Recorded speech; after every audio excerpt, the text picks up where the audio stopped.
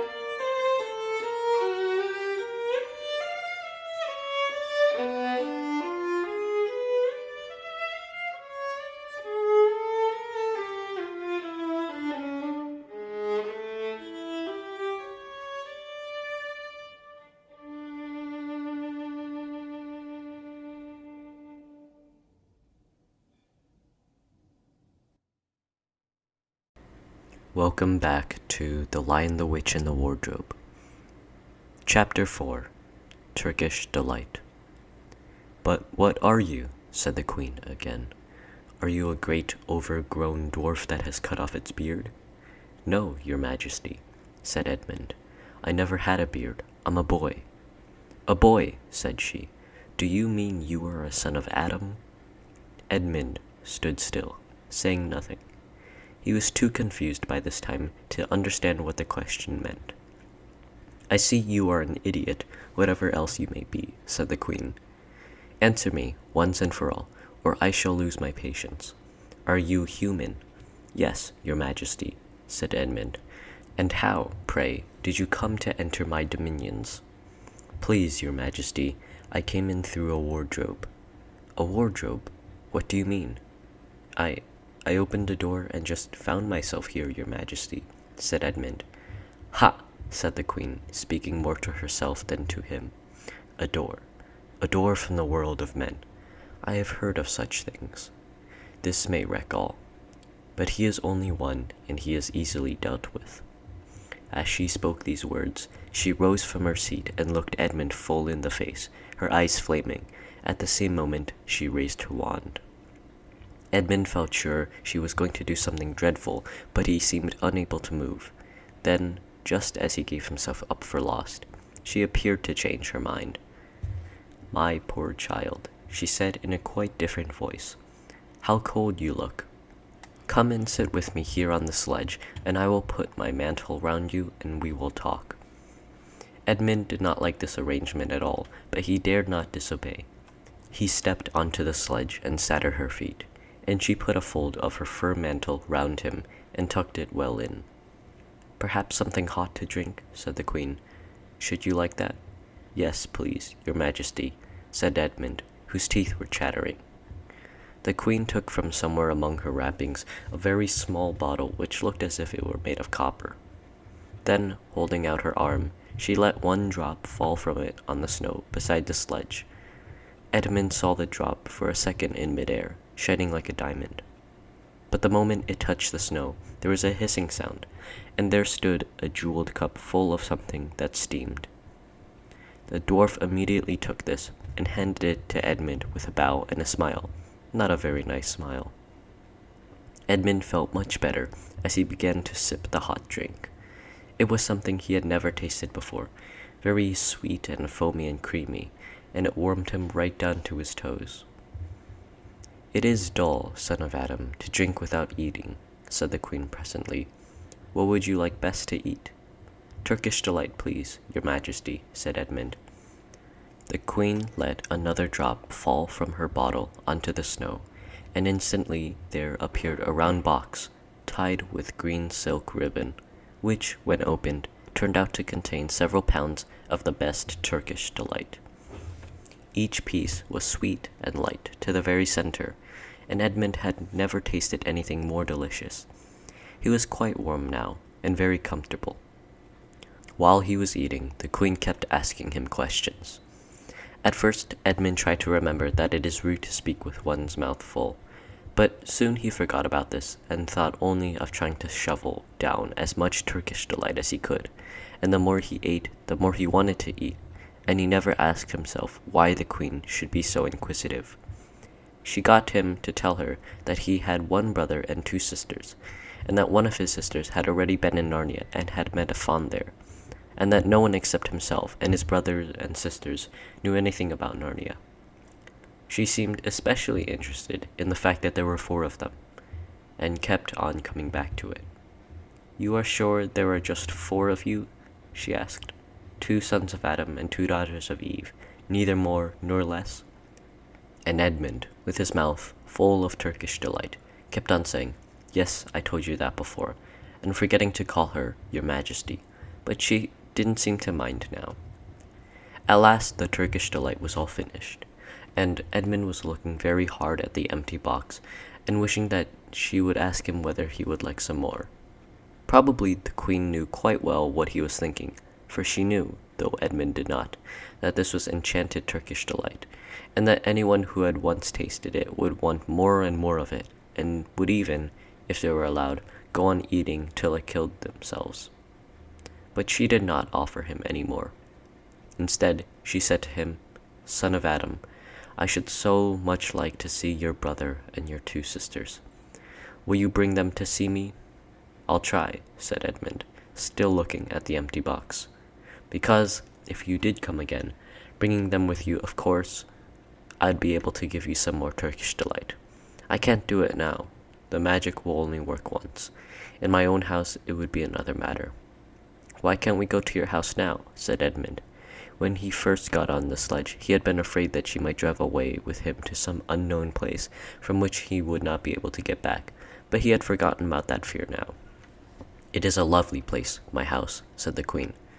"I am sure you would like it. There are whole rooms full of Turkish delight, and what's more, I have no children of my own.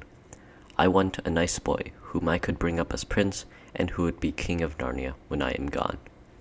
While he was prince, he would wear a gold crown and eat Turkish delight all day long, and you are much the cleverest and handsomest young man I've ever met. I think I would like to make you the prince, some day when you bring the others to visit me." "Why not now?" said Edmund. His face had become very red, and his mouth and fingers were sticky. He did not look either clever or handsome, whatever the Queen might say. "Oh, but if I took you there now," said she, "I shouldn't see your brother and your sisters. I very much want to know your charming relations. You are to be the prince, and later on, the king. That is understood. But you must have courtiers and nobles. I will make your brother a duke, and your sisters duchesses." "There's nothing special about them," said Edmund, "and anyway, I could always bring them some other time." Ah, but once you were in my house, said the queen, you might forget all about them. You would be enjoying yourself so much that you wouldn't want the bother of going to fetch them. No, you must go back to your own country now, and come to me another day. With them, you understand. It is no good coming without them. But I don't even know the way back to my own country, pleaded Edmund. That's easy, answered the queen. Do you see that lamp? She pointed with her wand, and Edmund turned and saw the same lamppost under which Lucy had met the fawn. Straight on, beyond that, is the way to the world of men. And now look the other way. Here she pointed in the opposite direction, and tell me if you can see two little hills rising above the trees. I think I can, said Edmund. Well, my house is between those two hills. So next time you come, you have only to find the lamppost and look for those two hills and walk through the wood till you reach my house.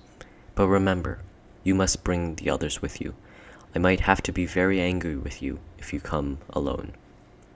I'll do my best, said Edmund.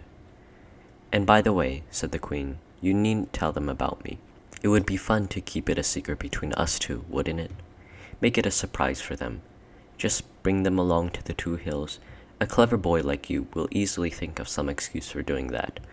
And when you come to my house, you could just say, let's see who lives here, or something like that. I am sure that would be best. If your sister has met one of the fawns, she may have heard strange stories about me. Nasty stories that might make her afraid to come to me. Fawns will say anything, you know, and now. Please, please, said Edmund suddenly.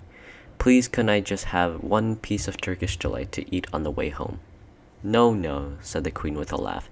You must wait till next time. While she spoke, she signaled to the dwarf to drive on. But as the sledge swept out of sight, the queen waved to Edmund, calling out, next time, don't forget. Come soon. Edmund was still staring after the sledge when he heard someone calling his own name, and looking round he saw Lucy coming towards him from another part of the wood. Oh, Edmund, she cried, so you've gotten in too. Isn't it wonderful? And now, all right, said Edmund. I see you were right, and it is a magic wardrobe after all. I'll say I'm sorry, if you like. But where on earth have you been all this time? I've been looking for you everywhere. If I'd known you'd gotten in, I would have waited for you, said Lucy, who was too happy and excited to notice how snappishly Edmund spoke or how flushed and strange his face was. I've been having lunch with dear Mr. Tumnus, the fawn, and he's very well, and the White Witch has done nothing to him for letting me go. So he thinks she can't have found out, and perhaps everything is going to be all right after all. The White Witch, said Edmund. Who's she? She is a perfectly terrible person, said Lucy. She calls herself the Queen of Narnia, though she has no right to be queen at all.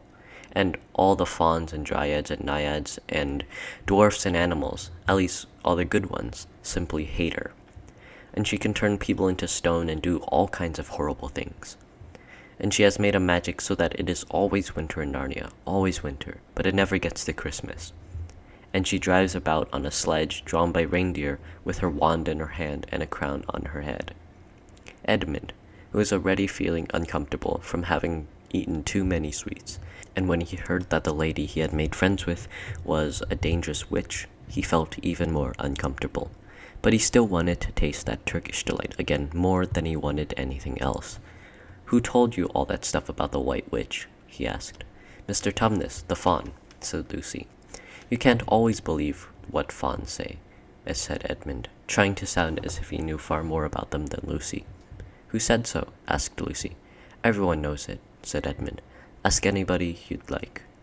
But it's pretty poor sport standing here in the snow. Let's go home. Yes, let's, said Lucy. Oh, Edmund, I'm glad you've got in too. The others will have to believe in Narnia now that both of us have been there. What fun it will be. But Edmund secretly thought it would not be as good fun for him as for her. He would have to admit that Lucy had been right, before all the others, and he felt sure that the others would all be on the side of the fawns and the animals, but he was already more than half on the side of the witch. He did not know what he would say, or how he would keep a secret, once they were all talking about Narnia. By this time, they had walked a good way. Then suddenly, they felt coats around them instead of branches, and next moment they were standing in the wardrobe in the empty room. "I say," said Lucy, "you do look awful, Edmund. Don't you feel well?" "I'm all right," said Edmund, but this was not true. He was feeling very sick. "Come on, then," said Lucy. "Let's find the others. What a lot we shall have to tell them, and what wonderful adventures we shall have now that we're all in it together." Chapter 5. Back on this side of the door. Because the game of hide-and-seek was still going on, it took Edmund and Lucy some time to find the others. But when at last they were all together, which happened in the long room where the suit of armor was, Lucy burst out, "Peter, Susan, it's all true. Edmund has seen it too. There is a country you can get to through the wardrobe. Edmund and I both got in. We met one another in there, in the wood. Go on, Edmund. Tell them all about it." "What's all this about, Ed?" said Peter. And now we come to one of the nastiest things in this story. Up to that moment, Edmund had been feeling sick, and sulky, and annoyed with Lucy for being right, but he hadn't made up his mind what to do.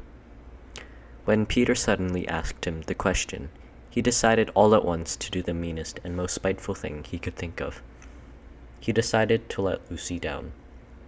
"Tell us, Ed," said Susan. And Edmund gave a very superior look, as if he were far older than Lucy. There was really only a year's difference, and then a little snigger, and said, "Oh, yes, Lucy and I have been playing, pretending that all her story about a country in the wardrobe is true. Just for fun, of course. There's nothing there, really." Poor Lucy gave Edmund one look and rushed out of the room. Edmund, who was becoming a nastier person every minute, thought he had scored a great success, and went on at once to say, "There she goes again. What's the matter with her? That's the worst of young kids. They always—" "Look here," said Peter, turning on him savagely. "Shut up. You've been perfectly beastly to Lou ever since she started this nonsense about the wardrobe, and now you go playing games with her about it and setting her off again. I believe you did it simply out of spite." "But it's all nonsense," said Edmund, very taken aback. "Of course it's all nonsense," said Peter. "That's just the point. Lou was perfectly all right when we went home, but since we've been down here, she seems to either be going queer in the head or else turning into a most frightful liar. But whichever it is, what good do you think you'll do by jeering and nagging at her one day and encouraging her the next?" I thought, said Edmund, but he couldn't think of anything to say. "You didn't think anything at all," said Peter. "It's just spite. You've always liked being beastly to anyone smaller than yourself. We've seen that at school before now." "Do stop it," said Susan. "It won't make things any better having to deal with a row between you two. Let's go and find Lucy." It was not surprising that, when they found Lucy, a good deal later, everyone could see that she had been crying. Nothing they could say to her made any difference. She stuck to her story and said, "I don't care what you think, and I don't care what you say. You can tell the professor, or you can write to Mother, or you can do anything you like. I know I've met a fawn in there, and I wish I'd stayed there, and you are all beasts. It was an unpleasant evening. Lucy was miserable, and Edmund was beginning to feel that his plan wasn't working as well as he had expected. The two older ones were really beginning to think Lucy was out of her mind. They stood in the passage talking about it in whispers long after she had gone to bed. The result was the next morning they decided that they really would go and tell the whole thing to the professor. "He'll write to Father if he thinks there is really something wrong with Lou," said Peter. "It's getting beyond us." So they went and knocked at the study door, and the professor said, "Come in," and got up and found chairs for them, and he said he was quite at their disposal. Then he sat listening to them, with the tips of his fingers pressed together, and never interrupting, till they had finished the whole story. After that, he said nothing for quite a long time. Then he cleared his throat, and said the last thing either of them expected. "How do you know," he asked, "that your sister's story is not true?" "Oh, but," began Susan, and then stopped. Anyone could see from the old man's face that he was perfectly serious. Then Susan pulled herself together and said, "But Edmund said they had only been pretending." "That is a point," said the professor, which certainly deserves consideration, very careful consideration. For instance, if you will excuse me for asking the question, does your experience lead you to regard your brother or your sister as the more reliable? I mean, which is the more truthful? That's just the funniest thing about it, sir, said Peter. Up till now, I'd have said Lucy every time. And what do you think, my dear? Said the professor, turning to Susan. Well, said Susan, in general, I'd say the same as Peter, but this couldn't be true, all this about the wood and the fawn. That is more than I know, said the professor, and a charge of lying against someone whom you have found always truthful is a very serious thing indeed. We were afraid it might even be lying, said Susan. We thought there might be something wrong with Lucy. Madness, you mean? Said the professor quite coolly. Oh, you can make your minds easy about that. One has only to look at her and talk to her to see that she is not mad. But then, said Susan, and stopped. She had never dreamed that a grown-up would talk like the professor, and didn't know what to think. Logic, said the professor, half to himself. Why don't they teach logic at these schools? There are only 3 possibilities. Either your sister is telling lies, or she is mad, or she is telling the truth. You know she doesn't tell lies, and it is obvious that she is not mad. For the moment then, and unless any further evidence turns up, we must assume that she is telling the truth. Susan looked at him very hard, and was quite sure from the expression on his face that he was not making fun of them. But how could it be true, sir? Said Peter. Why do you say that? Asked the professor. Well, for one thing, said Peter, if it was true, why doesn't everyone find this country every time they go to the wardrobe? I mean, there was nothing there when we looked. Even Lucy didn't pretend there was. What has that to do with it? Said the professor. Well, sir, if things are real, they're there all the time. Are they? Said the professor. And Peter didn't know quite what to say. But there was no time, said Susan. Lucy had no time to have gone anywhere, even if there was such a place. She came running after us the very moment we were out of the room. It was less than a minute, and she pretended to have been away for hours. That is the very thing that makes her story so likely to be true, said the professor. If there really was a door in this house that leads to some other world, and I should warn you that this is a very strange house, and even I know very little about it. If, I say, she had got into another world, I should not be a bit surprised to find that the other world had a separate time of its own, so that however long you stay there would never take up any of our time. On the other hand, I don't think many girls her age would invent that idea for themselves. If she had been pretending, she would have hidden for a reasonable time before coming out and telling her story. But do you really mean, sir, said Peter, that there could be other worlds all over the place, just round the corner like that? Nothing is more probable, said the professor, taking off his spectacles and beginning to polish them, while he muttered to himself, I wonder what they do teach them at these schools. But what are we to do? Said Susan. She felt the conversation was beginning to get off point. My dear young lady, said the professor, suddenly looking up with a very sharp expression at the both of them. There is one plan which no one has suggested yet, and which is well worth trying. What's that? Said Susan.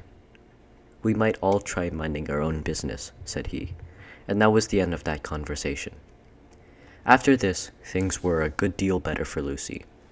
Peter saw to it that Edmund stopped jeering at her, and neither she nor anyone else felt inclined to talk about the wardrobe at all. It had become a rather alarming subject, and so for a time it looked as if all the adventures were coming to an end, but that was not to be. The house of the professors, which even he knew so little about, was so old and famous that people from all over England used to come and ask permission to see over it. It was the sort of house that is mentioned in guidebooks and even in histories, and well it might be, for all manners of stories that were told about it, some of them even stranger than the one I am telling you now. And when parties of sightseers arrived and asked to see the house, the professor always gave them permission, and Mrs. Macready, the housekeeper, showed them round, telling them about the pictures and the armor, and the rare books in the library. Mrs. Macready was not fond of children, and did not like to be interrupted when she was telling visitors all the things she knew. She had said to Susan and Peter almost on the first morning, along with a good many other instructions, "And please remember you're to keep out of the way whenever I'm taking a party over the house."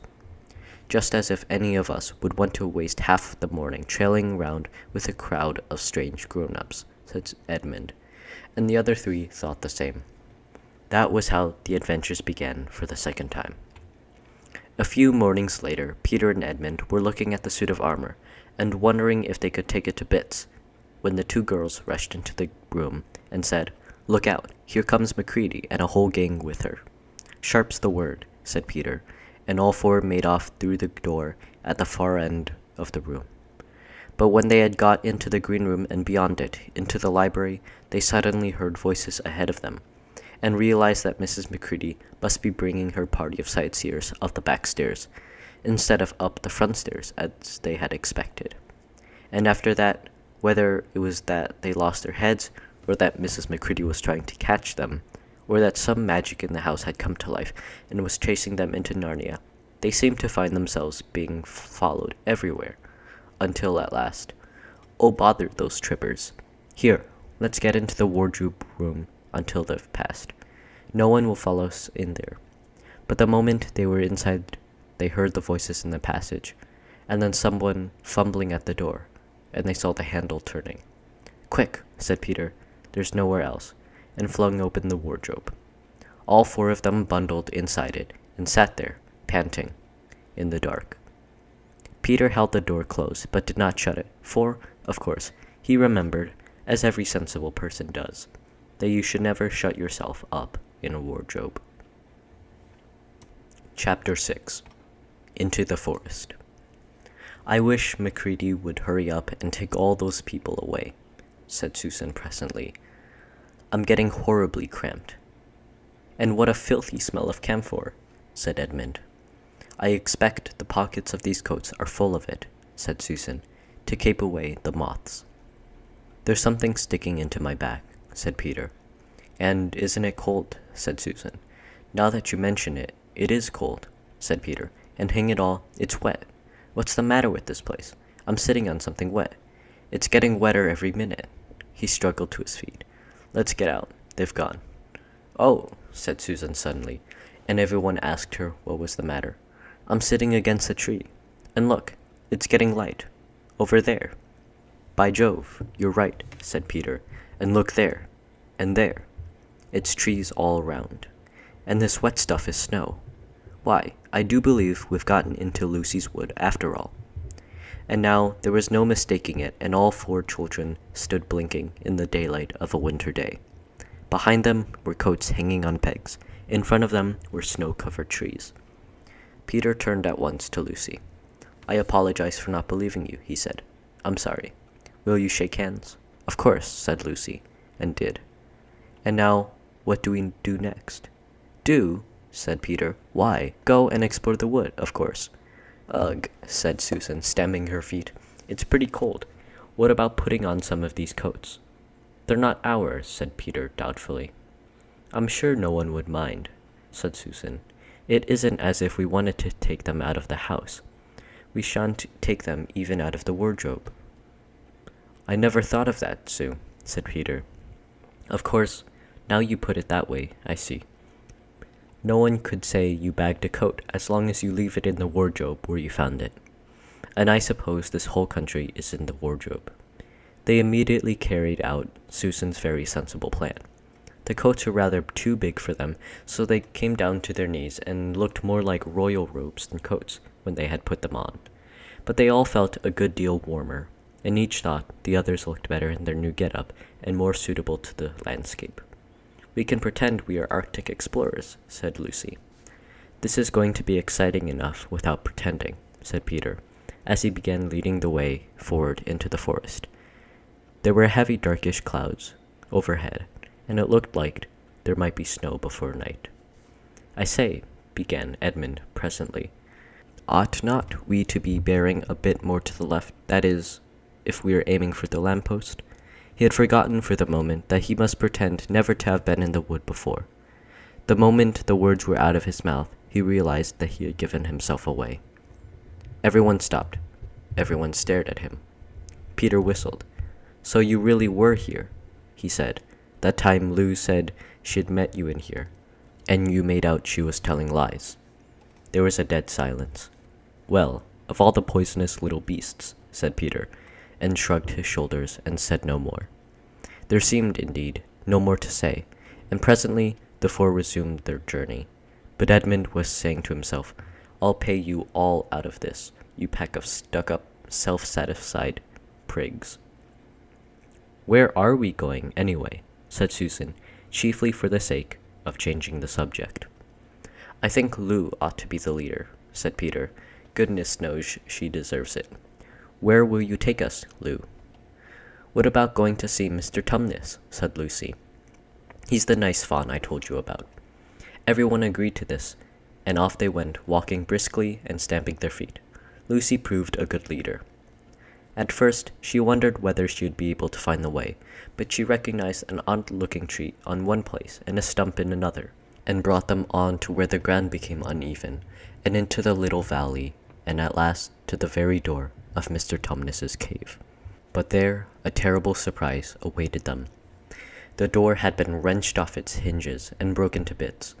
Inside, the cave was dark and cold, and had the damp feel and smell of a place that had not been lived in for several days. Snow had drifted in from the doorway and was heaped on the floor, mixed with something black, which turned out to be the charred sticks and ashes from the fire. Someone had apparently flung it about the room and then stamped it out. The crockery lay smashed on the floor, and the picture of the fawn's father had been slashed into shreds with a knife. "This is a pretty good washout," said Edmund. "Not much good coming here." "What is this?" said Peter, stooping down. He had just noticed a piece of paper which had been nailed through the carpet to the floor. "Is there anything written on it?" asked Susan. "Yes, I think there is," answered Peter, "but I can't read it in this light. Let's get out into the open air." They all went out into the daylight and crowded round Peter as he read out the following words. "The former occupant of these premises, the Fawn Tumnus, is under arrest and awaiting his trial on a charge of high treason against Her Imperial Majesty Jadis, Queen of Narnia, Chatelaine of Cair Paravel, Empress of the Lone Islands, etc., also of comforting her said Majesty's enemies, harboring spies, and fraternizing with humans. Signed, Maugrim, Captain of the Secret Police. Long live the Queen." The children stared at each other. "I don't know that I'm going to like this place after all," said Susan. "Who is this queen, Lou?" said Peter. "Do you know anything about her?" "She isn't a real queen at all," answered Lucy. "She's a horrible witch, the White Witch. Even all the wood people hate her. She has made an enchantment over the whole country so that it is always winter here and never Christmas." I wonder if there's any point in going on," said Susan. "I mean, it doesn't seem particularly safe here, and it looks as if it won't be much fun either. And it's getting colder every minute, and we've brought nothing to eat. What about just going home?" "Oh, but we can't, said Lucy suddenly. "Don't you see? We can't just go home, not after this. It is all on my account that the poor fawn has got into this trouble. He hid me from the witch and showed me the way back. That's what it means by comforting the Queen's enemies and fraternizing with humans. We simply must try to rescue him." "A lot we could do," said Edmund, "when we haven't even got anything to eat." "Shut up, you," said Peter, who was still very angry with Edmund. "What do you think, Susan?" "I have a horrid feeling that Lou is right," said Susan. "I don't want to go a step further, and I wish we'd never come. But I think we must try to do something for Mr. whatever his name is. I mean, the fawn." "That's what I feel, too," said Peter. "I'm worried about having no food with us. I'd vote for going back and getting something from the larder. Only there doesn't seem to be any certainty of getting into this country again once you've got out of it. I think we'll have to go on." "So do I," said both of the girls. "If only we knew where the poor chap was in prison," said Peter. They were all still wondering what to do next, when Lucy said, "Look, there's a robin with such a red breast. It's the first bird I've seen here. I say, I wonder, can birds talk in Narnia?" It almost looks as if it wanted to say something to us." Then she turned to the robin and said, "Please, can you tell us where Tumnus the fawn had been taken to?" As she said this, she took a step towards the bird. It at once flew away, but only as far to the next tree. There it perched and looked at them very hard, as if it understood all they had been saying. Almost without noticing that they had done this, the 4 children went a step or 2 nearer to it. At this, the robin flew away again to the next tree, and once more looked at them very hard. You couldn't have found a robin with a redder chest or a brighter eye. "Do you know," said Lucy, "I really believe he means us to follow him." "I've an idea he does," said Susan. "What do you think, Peter?" "Well, we might as well try it," answered Peter. The robin appeared to understand the matter thoroughly. It kept going from tree to tree, always a few yards ahead of them, but always so near that they could easily follow it. In this way, it led them on, slightly downhill. Wherever the robin alighted, a little shower of snow would fall off the branch. Presently, the clouds parted overhead, and the winter sun came out, and the snow all round them grew dazzlingly bright. They had been traveling in this way for about half an hour, with the 2 girls in front, when Edmund said to Peter, "If you're not still too high and mighty to talk to me, I've something to say which you'd better listen to." "What is it?" asked Peter. "Hush, not so loud," said Edmund. "There's no good frightening the girls. But have you realized what we're doing?" "What?" said Peter, lowering his voice to a whisper. "We're following a guide we know nothing about. How do we know which side that bird is on? Why shouldn't it be leading us into a trap? That's a nasty idea. Still, a robin, you know.